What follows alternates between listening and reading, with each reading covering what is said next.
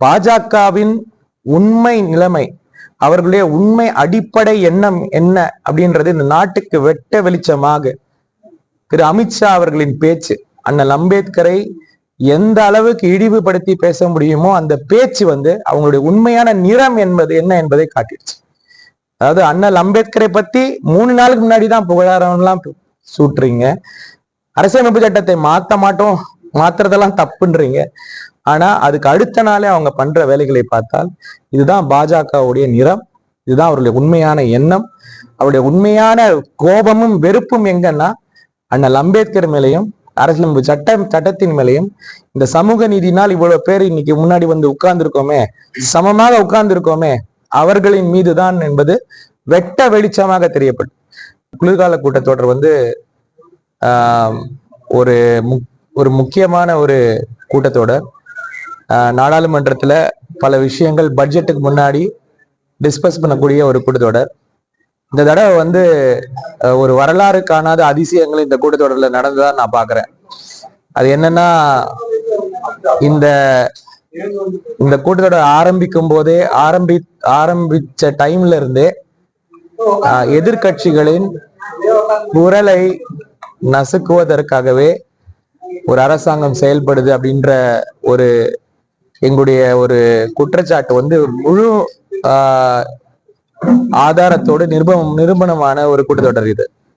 இந்தியாவில் மட்டுமல்லாமல் வெளிநாடுகளும் ப்ராசிக்யூட் செய்யக்கூடிய ஒரு ஆளை பத்தி பேர் மினிமம் அவருக்கு ஒரு நோட்டீஸ் கொடுங்கன்னு தான் எங்களுடைய டிமாண்ட். நீங்க என்கொயரி கூட வேண்டாம், ஒரு தவறு ஒருத்தர் மேல சொன்னா அவருக்கு ஒரு நோட்டீஸ் கொடுப்பது ஒரு வழக்கம்.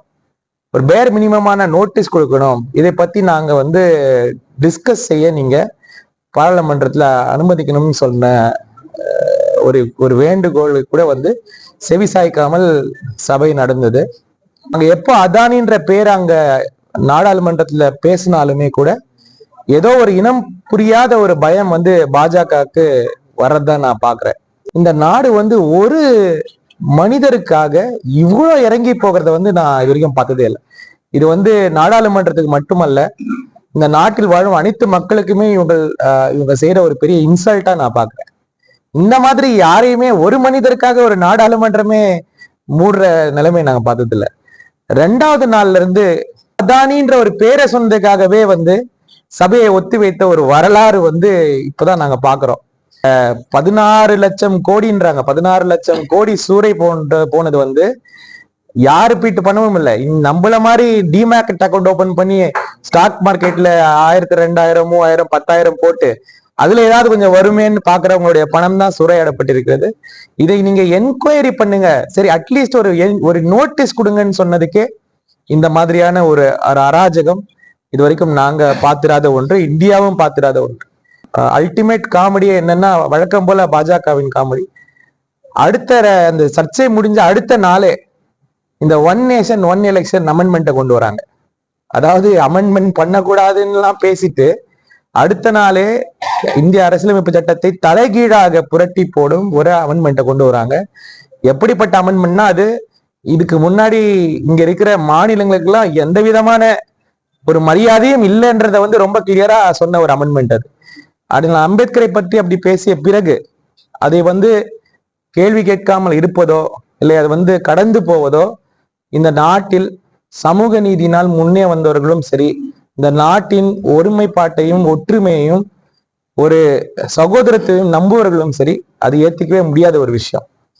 இதுல முக்கியமான ஒரு விஷயமா நான் என்ன பாக்குறேன்னா, இந்த பாஜகவுடைய உண்மை நிலைமை, இந்த நாட்டின் அடித்தளமான மக்களுக்கும் அடிப்படையான மக்களுக்கும் அவர்கள் மீது வைத்திருக்கும் அந்த வன்மம் இந்த அமித்ஷாவுடைய ஒரு ஸ்டேட்மெண்ட்ல இருந்து தெரிஞ்சதுன்னு தான் நான் பாக்குறேன். பாஜகவுடைய எல்லா எம்எல்ஏ எம்பிஸ்களும் அந்த சின்ன துவாரம் இருக்கும், அந்த மக்கள் துவாரத்தோட சின்ன துவாரம் இருக்கும். அந்த நுழைவாயிலில் ஒரு 100, 150, 200 பேர் நின்றுட்டாங்க. எப்படி நின்றுருக்காங்கன்னா, கையில கட்டைய வச்சுக்கிட்டு, அதுல பிளக்கார்ட் மாதிரி தெரியுது, ஆனா கட்டை. அதாவது எங்களெல்லாம் நீங்க பாத்தீங்கன்னா, நாங்க பிடிக்கிறதுல பாத்தீங்கன்னா பேப்பர் தான் பிடிப்போம், ஏன்னா விட மாட்டாங்க உள்ள, அவ்வளோ செக்யூரிட்டி இருக்கும். அவர்கள் பிடிச்ச பிளக்கார்டு எல்லாம் பாத்தீங்கன்னா ஒரு கட்டையோட ஒரு பிளக்கார்டு. அது எப்படி பிடிக்க விட்டாங்கன்னு தெரியல. ராகுல் காந்தி அவர்கள் தான் முன்னாடி லீட் பண்ணி வராரு. நாங்க உள்ள போவோம், அது எங்களுடைய ஜனநாயக உரிமை, அதை நீங்க யாருமே தடுக்க முடியாது. நாங்க முன்னாடி போறோம், நீங்க தடுத்துக்கோங்க அப்படின்னு அவரு முன்னாடி போக, நாங்க எல்லாருமே முன்னாடி போக, அப்புறம் நடுவுல அந்த வழி விலகுச்சு, கொஞ்சம் வழி விலகுச்சு, அவர் கொஞ்சம் முன்னாடி போனார், புஷ் பண்ணி முன்னாடி போனார். அவ்வளவுதான் நடந்தது. இதுல யாரு எந்த பக்கம் விழுந்தாங்க எப்படின்றதெல்லாம் வந்து அடுத்த கட்ட ஸ்கிரிப்ட் எழுதிட்டு வந்திருப்பாங்க. உள்ள போய் மறுபடியும் யோசிச்சு ஸ்கிரிப்ட் எழுதி வந்து அவர் விழுந்தா மாதிரியும், அவர் மேல அவரு திருப்பி திருப்பி சொல்றாரு, என் மேல அவர் எங்கேயோ இருந்தாருங்க, நான் எங்கேயோ இருந்தேங்க, அவரு தள்ளி இன்னொருத்தர் தள்ளி அவர் தள்ளி என் மேல விழுந்தாங்க அப்படின்றது அவர் அப்பவே சொல்றாரு. ஆனா அவரை பிடிச்சி வலுக்கட்டாயமா அவர் தலையில கட்ட போட்டு அவரை வந்து ஒரு கோமா ஸ்டேஜ் கொண்டு போய் உட்கார வச்சு நடிக்கிறதுக்கும் ஒரு எல்லை வேண்டாமா? அந்த மாதிரி யாராவது பார்லாமெண்ட்ல பண்ணுவாங்களா?